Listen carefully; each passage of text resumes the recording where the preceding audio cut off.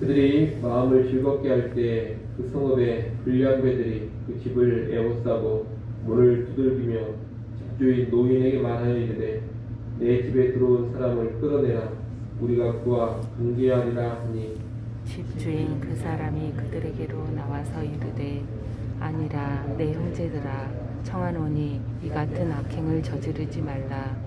이 사람이 내 집에 들어왔으니 이런 망령된 일을 행하지 말라. 보라 여기 내 처녀딸과 이 사람의 첩이 있은즉 내가 그들을 끌어내리니 너희가 그들을 욕보이든지 너희들의 좋은 대를 행하되 오직 이 사람에게는 이런 망령된 일을 행하지 말라 하나 무리가 듣지 아니하므로 그 사람이 자기 첩을 붙잡아 그들에게 밖으로 끌어내매 그들이 그 여자와 관계하였고 밤새도록 그 여자를 능욕하다가 새벽 밀명에 놓은지라. 동틀 때 여인이 자기 주인이 있는 그 사람의 집 문에 이르러 엎드러져 발기까지 거기 엎드러져 있더라. 그의 주인이 일찍이 일어나 집 문을 열고 떠나고자 하더니 그 여인이 집 문에 엎드려져 있고 그의 두 손이 문지방에 있는 것을 보고 그에게 이르되 일어나라 우리가 떠나가자 하나 아무 대답이 없는지라.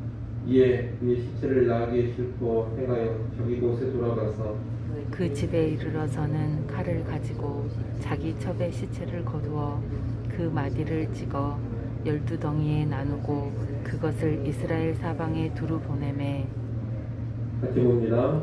그것을 보는 자가 다 이르되 이스라엘 자손이 애굽 땅에서 올라온 날부터 오늘까지 이런 일은 일어나지도 아니하였고 보지도 못하였도다. 이 일을 생각하고 상의한 후에 말하자 하니라. 아멘. 기부하에 도착한 레이는 온 성읍 사람들의 냉대 가운데 한 노인에게서만 훈대를 받습니다. 그런데 노인의 집에 초청되어 노인의 훈대를 받고 있는 레인에게 예기치 않은 불상사가 생깁니다. 그 성읍의 불량배들이 그 집을 에워싸고 레인을 내놓으라는 겁니다. 22절 말씀에 보면 이 불량배들은 너희 집에 들어온 사람을 끌어내라 우리가 그와 관계하리라 이렇게 말했다고 합니다. 여기서 관계한다라는 말은 성관계를 의미합니다. 지금 이 불량배들은 레인을 끌어내서 동성애 차원의 성폭행을 하겠다는 겁니다. 노인이 이들을 만류하면서 자신의 딸과 이 레인의 첩을 내주겠다고 하지만 이 불량배들이 말을 듣지 않습니다. 기부한 사람들의 위협이 계속되자 급기야 이 레인이 자신의 첩을 직접 붙잡아서 집 밖으로 끌어내 불량배들에게 내줍니다. 아마 이 첩은 끌려나가지 않기 위해 발버둥치며 저항을 했을 것이고 이 레이는 이런 첩을 강제로 끌어내서 밖으로 내보냈을 겁니다. 자신이 위협에 처하자 첩을 헌신짝 버리듯이 내버릴 겁니다. 결국 남편의 손에 붙들려 밖으로 내쫓긴 첩은 기부하의 불량배들에게 강간을 당합니다. 그녀는 밤새도록 윤간을 당하였고 새벽녘에 풀려나 동틀 때 자신의 남편이 있는 집으로 왔습니다. 그리고 날이 밝을 때까지 문 앞에 엎드러져 있었습니다. 그녀는 밤새도록 능욕을 당했을 뿐 아니라 풀려나 집으로 돌아왔을 때에도 그녀를 맞이해 주는 사람이 없었습니다. 그녀의 남편조차 그녀의 아내에 관심이 없었기 때문에 그녀가 새벽녘에 집에 왔다는 것조차 알아차리지를 못했습니다. 이 모습은 대단히 비극적인 모습입니다. 이방인의 성읍도 아닌 이스라엘 백성의 성읍에서 엄청난 범죄가 벌어지고 있습니다. 이런 범죄는 이방인들 사이에서도 흔치 않는 죄악입니다. 그런데 이런 죄가 이스라엘의 성읍 가운데에서 버젓이 행해지고 있는 겁니다. 또한 이 레인 역시 무척이나 잔인합니다. 연약한 여자인 자신의 첩의 아내에는 아무런 관심이 없습니다. 그녀가 어떻게든지 자기 살 길만 찾고 있습니다. 지금 기부하에서 벌어진 이 사건은 거룩도 없고 정의도 없고 사랑도 없는 그런 비극적인 모습인 것입니다. 세상만도 못한 모습인데 세상만도 못한 모습이 이스라엘 백성의 소돔에서 벌어졌습니다. 바로 이런 모습이 사사시대 이스라엘의 타락상이었던 겁니다. 그런데 세상만도 못한 이런 하나님 백성의 모습이 과거에만 있었던 것이 아닙니다. 오늘날에도 얼마든지 이런 일이 일어날 수가 있습니다. 오늘날도 교회가 타락하고 부패하면 세상만도 못하게 될 수가 있습니다. 세상에서 보기 힘든 죄악이 교회 안에서 반드시 일어날 수가 있다는 겁니다.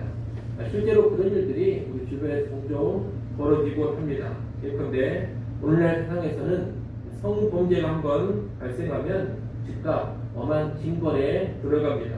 하지만 교회 안에서는 성범죄가 발생해도 징벌을 받지 않는 경우가 대단히 많습니다. 성범죄로 징벌을 받는 목사들이 사실 거의 없습니다. 오히려 교회는 성범죄의 피해자인 그런 여성들을 문제 있는 여자로 몰아가면서 피해자인 여자를 더욱더 고통스럽게 만들어 버리기도 합니다.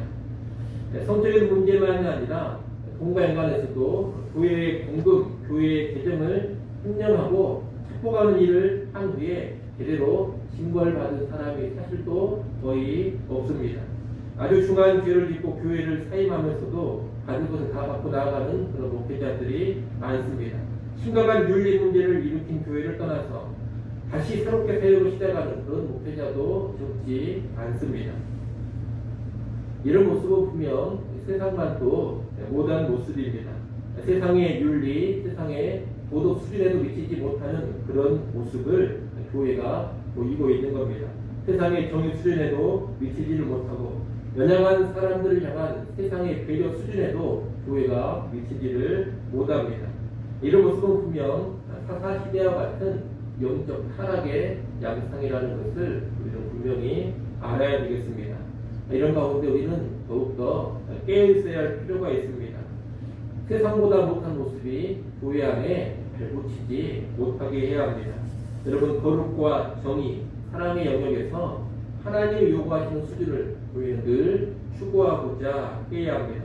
하나님의 거룩하신 같이 거룩해야 합니다. 또 하나님의 공의, 하나님의 정의를 이루어야 합니다. 그리고 하나님의 사랑도 보여줘야 합니다. 그럴 때 교회가 교회다워지는 겁니다. 우리에게 그런 모습이 꼭 있기를 소원합니다. 불량배들에게 밤새 능욕을 당하고 집 문까지 온 여인은 문 밖에 쓰러져 있다 결국 죽어버립니다. 그런데 남편인 레이는 첩이 죽은지도 모르고 편하게 잠을 자고서 일어납니다. 그리고 집 문을 열고 떠나려고 할 때 집 문에 첩이 엎드러져 있는 것을 보게 됩니다. 보통 이런 상황에서는 어떤 반응이 나와야 하느냐? 상식적으로 사람이 엎드려져 있으면 상대를 살펴보고 괜찮은가, 괜찮냐 이런 말이 먼저 나와야 합니다. 그런데 이 레이는 그러질 않습니다. 엎드려져 있는 여인을 향해서 뭐라고 말하느냐? 이제 떠나자, 그렇게 말합니다. 여인에 대한 걱정이나 염려가 전혀 보이지를 않습니다. 지난밤의 일로 인해 어떤 위로도 나타나지 않습니다. 아주 냉정한 모습의 레이인이라는 것을 여기서 또 보여주고 있는 겁니다. 여인이 아무런 대답이 없자 그제서야 죽은 것을 압니다. 그리고 죽은 시체를 나귀에 싣고 집으로 돌아갑니다. 아무런 감정의 표출이 여기서도 드러나지 않습니다. 여인이 죽었습니다. 그런데도 아무런 감정을 나타내지 않고 죽은 시체를 그저 나귀에 싣고 돌아가고 있습니다. 이 모습 역시 이 레인이 아주 차가운 사람이라는 것을 우리에게 알려줍니다. 그런데 첩의 시체를 싣고 자신의 집으로 돌아온 후에 이 레인이 어떤 일을 하느냐? 죽은 첩의 시체를 12조각으로 쪼개어서 이스라엘 전역으로 보냅니다. 아마 이스라엘 12지파에게 보낼 것 같습니다. 이것은 자신이 당한 부당한 일을 온 이스라엘 사람들에게 호소하면서 악을 행한 기부하 사람을 징벌하라, 그런 메시지를 담고 있는 행위입니다. 얼핏 보면 이 행동은 정의를 촉구하는 것처럼 보입니다. 하지만 이것은 사실 어떤 정의심의 반론은 아닙니다. 우리가 앞서 본 것처럼 이 네일은 대단히 잔인한 사람입니다. 자신의 안위를 위해서 직접 첩을 붙잡아다가 불량배들에게 내줬습니다. 밤새 능욕을 당했을 때에도 그는 집안에서 편히 잤습니다. 아침에 문 밖에 엎드려져 있는 첩을 보면서도 어떤 동정심이나 안타까움도 보이지를 않았습니다. 그는 사실 이 첩의 안위에 아무런 관심이 없는 그런 사람이었던 겁니다. 그런데 이제 첩이 죽고 나니 복수심에 불타올라서 이스라엘의 분노를 자극하기 위해 자기 첩의 시체를 12조각으로 쪼개어서 보낸 겁니다. 시체를 조각조각 쪼갠 행위는 시체에 대한 모독입니다. 일반적인 사람이라면 시체에 결코 그런 일을 행하지 않습니다. 시체를 12조각으로 쪼개버린 것은 자기 목적을 위해서라면 잔혹한 일도 서슴없할 수 있는 네일의 모습을 또 보여줍니다. 그리고 이 시체 조각을 받아본 이스라엘 각 지파는 큰 충격을 받고 흥분하게 됩니다. 그동안 많은 문제 있는 모습을 보였던 네일이 이제 분노로 불타오르면서 시체를 쪼개고 온 이스라엘을 흥분 상태로 몰아넣고 있는 겁니다. 자신의 개인적인 복수를 위해 죽은 시체를 이용하며 온 이스라엘을 흥분 상태로 몰아넣는 이 모습은 대단히 교활한 모습이기도 합니다.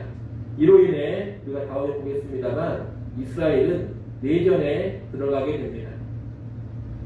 그런데 여러분 지금도 종종 교회 안에서 이와 비슷한 일이 벌어지곤 합니다. 무슨 일이냐? 자기의 개인적인 복수심, 자기의 오난으로 인해서 어떤 일을 아주 크게 벌이는 그런 사람들이 교회 안에 있다는 겁니다. 이들은 자신의 사욕을 키우기 위해서 교회 안에 있는 어떤 문제를 아주 크게 확산을 시킵니다. 순수하게 정의를 위하며 순수하게 공동체를 위해서 어떤 문제를 제기하는 것이 아닙니다. 개인적인 원한으로 누군가를 공격해서 몰락시켜 버리기 위해서 또는 정치적으로 누군가를 제거하고 싶어서 또는 개인의 사사로운 이익을 위해서 어떤 문제를 아주 크게 만들어 간다는 겁니다. 그래서 온 공동체를 소란스럽게 만들어 버리고 공동체의 분열까지 초래합니다. 그런데 이런 형태가 바람직하지 않다는 겁니다. 여러분 교회 안에서 죄 문제가 벌어질 수 있습니다. 그런데 교회 안에서 벌어진 어떤 죄의 문제를 자기의 이익을 위해서 이용하려는 태도는 힘이 악한 일이 되는 겁니다. 물론 정의는 구현되어야 하고 죄에 대한 징벌, 본징도 마땅히 이루어져야 합니다. 하지만 문제라는 것은 더 크게 만들 것이 결코 아닙니다. 죄에 문제가 있다면 그 수준에 맞게 적절히 처리해 가면 될 일입니다. 그리고 가능하면 문제는 작게 만들어서 평온하게 처리할 수 있다면 그것이 가장 좋은 겁니다. 이 말은 죄 문제를 모른 척하고 덮어라 이런 뜻이 아닙니다. 적절히 처리하되 가능하면 최대한 파문이 적게 일어나도록 처리를 하라는 겁니다. 그렇게 처리하는 것이 지혜로운 것이고 온유한 것입니다. 그런데 오늘 본문의 네일은 그러지를 못했고 오늘날 교회 안에 종종 그런 일이 나타나곤 한다는 겁니다. 여러분 오늘 본문의 이 네일의 첩으로 인한 문제는 분명히 처리해야 될 문제이기는 합니다만 온 이스라엘이 내전으로까지 나갈 일은 결코 아니었습니다. 하지만 분개한 네일의 선동 가운데 문제가 걷잡을 수 없이 커지면서 아주 심각한 상황으로 나가버리게 됩니다. 우리는 이런 모습을 주의해야 되겠습니다. 이런 모습을 주의하면서 교회 안의 죄 문제, 또 나와 연관된 죄 문제를 개인적인 사욕이나 정치적인 도구로 악용하지 않아야 되겠습니다. 악용하지 않으면서 하나님의 마음으로 적절하게 처리해가는 그런 지혜, 그런 온유함이 우리에게 꼭 있어야 되겠습니다. 이를 명심하시고 교회 안의 죄 문제를 언제나 지혜롭고 온유하게 처리해가는 우리 모두가 될 수 있기를 간절히 소원합니다. 기도하겠습니다. 하나님 아버지, 어두운 세상 가운데서 우리 교회를 붙잡아 주시기를 간절히 바라고합니다. 세상보다 못한 수준으로 떨어지지 않게 하시고 늘 세상보다 더 높은 수준의 윤리 도덕을 보이게 하시고 하나님의 거룩하신 같이 거룩해져가는 그런 교회 꼭 되게 하여 주시옵소서. 또한 교회 안에 죄 문제를 정당하게 처리해 가게 하기를 간절히 바라고 원합니다. 교회 안에 죄 문제를 이용해서 내 개인적인 사욕을 채우지 않게 하시고 개인적인 야망을 이루지 않게 하여 주시옵소서. 하나님의 지혜가 있게 하시고 예수 그리스도의 온유함이 교회 연관에서 꼭 나타나게 하여 주시옵소서. 아버지 하나님, 이 시간도 우리를 기도하는 자리로 다시금 불러주셔서 감사합니다. 하나님 앞에 겸손히 엎드리게 하시고 하나님과 깊이 있게 교제하는 시간 되게 하여 주시옵소서. 하늘의 평안으로 충만하게 하시고 다시금 성령으로 충만해져서 오늘 하루도 하나님의 기쁨을 위해 힘있게 살아가게 하여 주시옵소서. 예수님의 이름으로 기도드리옵나이다. 아멘.